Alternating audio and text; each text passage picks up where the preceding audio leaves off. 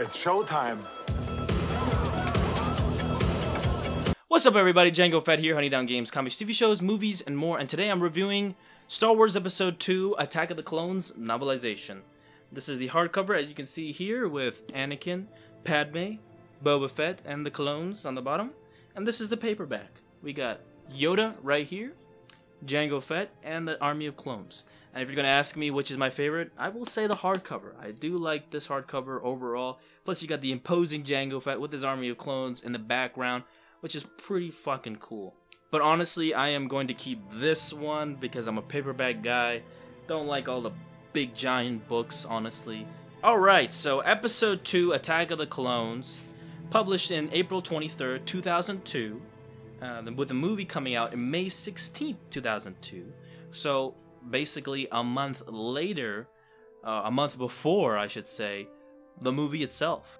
Episode 1 was the same case altogether as well. It came out 1 month before the movie, which is pretty cool. Now, the prequel novelizations are based around the screenplay of George Lucas, but with Episode 2, it's written by R.A. Salvatore, the legend himself, who wrote, Vector Prime and many great books out there, many great fantasy books, and created the fucking legendary character, fucking Drizzt. Now, this book, as well as the first book, being a good book overall, not great by any means, but Episode 2, the novelization, includes expansion of scenes from the movie, and not just the deleted scenes, but original scenes, original new stuff, not included in the movie. Now, if you're familiar with the deleted scenes with the movie, I do recommend you check it out on YouTube or something. There's just a big collection out there. There are scenes such as Obi-Wan going to the academy and seeing that expanded dialogue between the librarian and Count Dooku, talking about Count Dooku, I should say, as well as afterwards, in which he brings the dart that was used to kill that other bounty hunter, and takes that to the Jedi relics, or whatever they're called, the medical facility, and they couldn't find any records. Then he took that to Dax, and he just explained it to him. I just found that, very off, in my opinion, that the Jedi couldn't, decipher that, but, this run-of-the-mill diner guy was able to explain that. It's just kind of weird to me. Just looking at that scene now, just thinking about it, it's pretty convenient, it just doesn't make any sense. But other than that, I still enjoy the movie. It's actually my favorite of the prequel trilogy. Believe it or not, I do have a poster, thanks to my friend. He, sent this poster to me. Big shout out to him. I love Episode 1 and Episode 2 so much. Just really love those movies. Now, some of the original stuff that wasn't included in the movies and not even in the deleted scenes are in this book itself. I'm going to go over them with you. A couple of them, not every single one, but a couple of them that really stood out to me. And, I'm not going to really spoil too much, but just talk about it a lot more. So the first one being the relationship between Shmi Skywalker and the Clive family. Clive Owen, or whatever his name is. The first 3 chapters are dedicated to Shmi Skywalker, who is the mother of Anakin Skywalker. And explains, their relationship, as well as her being abducted by the Tusken Raiders. And, there's this battle that is on foot between the, Clive and the Tusken Raiders, and you see this all visually just in your head, and it's just the first 3 chapters right there. Something original and new. More than I can say for fucking Disney Star Wars. Then we have Anakin and Padme's relationship explained in greater detail. Now, don't get me wrong. The dialogue between the two, not that good, okay? It's pretty cringeworthy, okay? I don't blame the actors for that. I blame the writers, okay? It's not a good approach to the movie as a whole. But this book actually kind of helps with that, though it couldn't get away from the cringeworthy dialogue. I mean, R.A. Salvatore truly tried to make this much better than it was supposed to be, but, there's only so much he could do, and he really based it on the screenplay for George Lucas and stuff, so, he tried his best. Then we have a connection between the first book written by Terry Brooks with the second book, being that the Anakin freed a Tusken Raider, and having that connection again appear in the second book. So really interesting. I really like that. And then we have the expansion of scenes of Anakin slaughtering the Tusken Raiders. And we see that in detail, and we're just like, oh man, it's just brutal, man. Just that massacre alone. And just seeing it in detail, it's rough, man. But R.A. Salvatore just writes it perfectly. Like, it's just so ingenious how he put this all together. With the help of George Lucas, of course. But the fact that he created this when the movie didn't really show it at all, phenomenal. It's great. Then we have the dialogue between Boba Fett and Django Fett expanded in this novel, and the connection it has with the Boba Fett novel, the first one.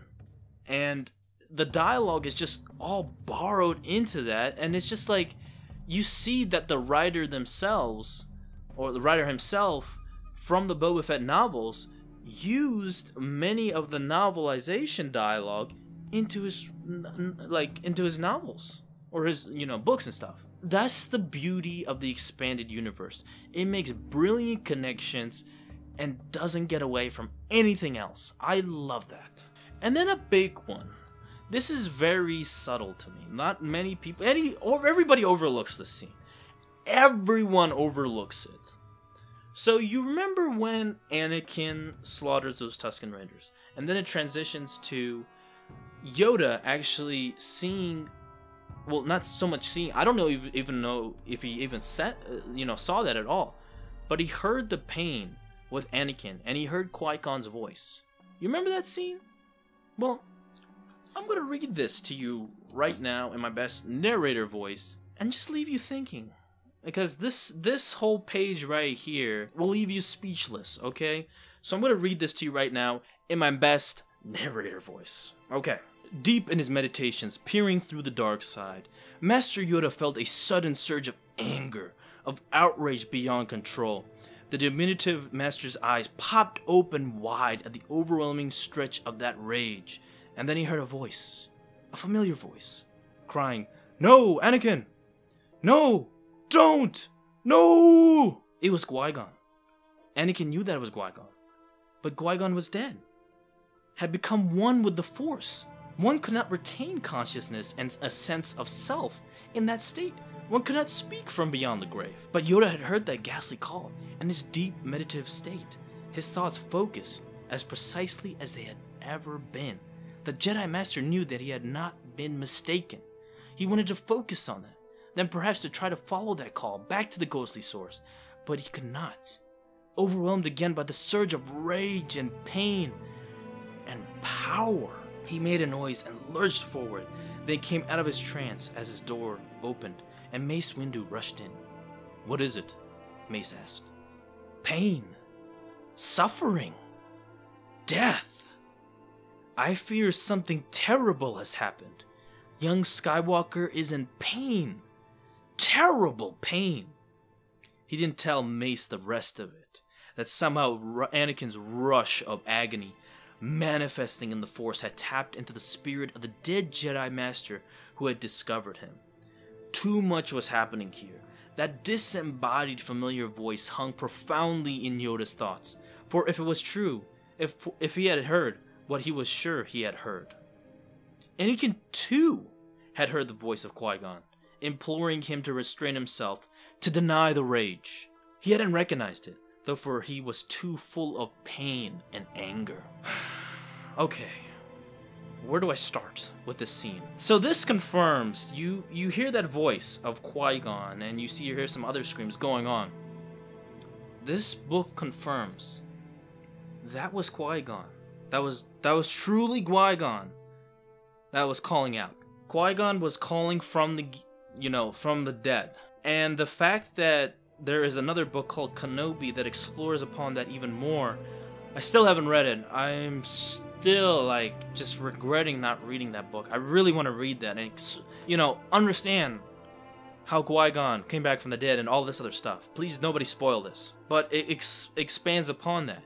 I mean, the fact that Anakin was in such a rage couldn't stop himself, slaughtering these Tusken Raiders, even the children and the women. Qui-Gon called out in the Force, and Yoda heard it. And Anakin also heard it as well, which blew me away.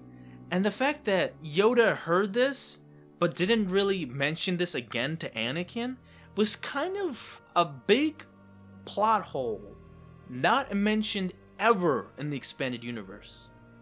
Never once did I see Yoda like question Anakin or anything like that. This whole page alone, this whole excerpt, this one page right here, just makes this book fucking great. R.A. Salvatore took this, that scene alone, which was never really explained or, very overlooked by everybody, including myself, and never explained again. This book explains it, and this one page alone, written by R.A. Salvatore, confirms this book is one of the greatest books I have ever read. This book you need to read. It is fucking amazing overall. I cannot believe I overlooked this page and this book as a whole, and I am giving Star Wars Episode 2, Attack of the Clones, the novelization, a...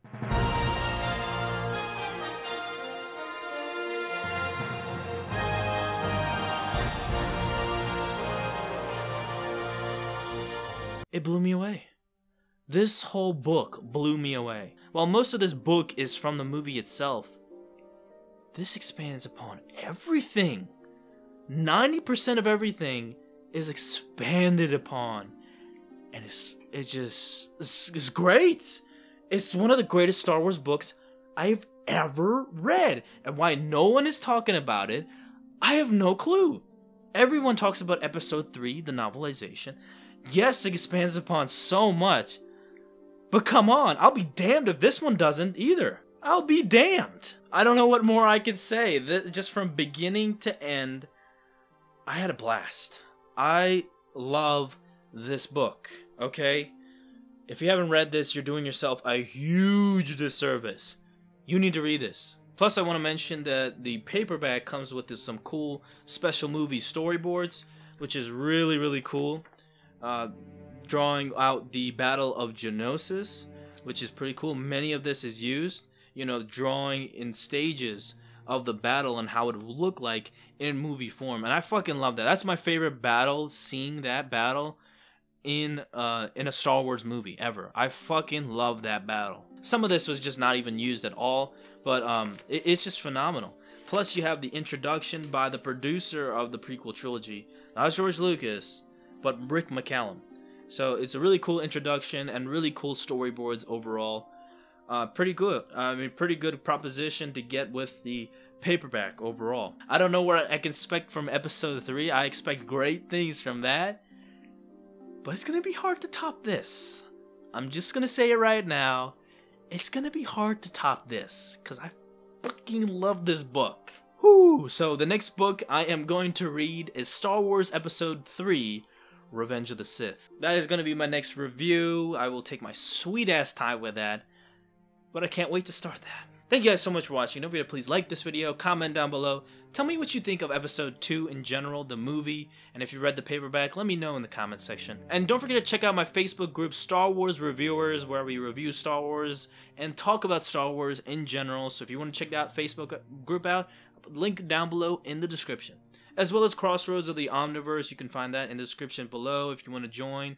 We talk about everything geeky and everything. And don't forget to subscribe to my channel, Django Fett, and I'll see you, my fellow Mandalorian brothers and sisters, next time. Ooh, yeah!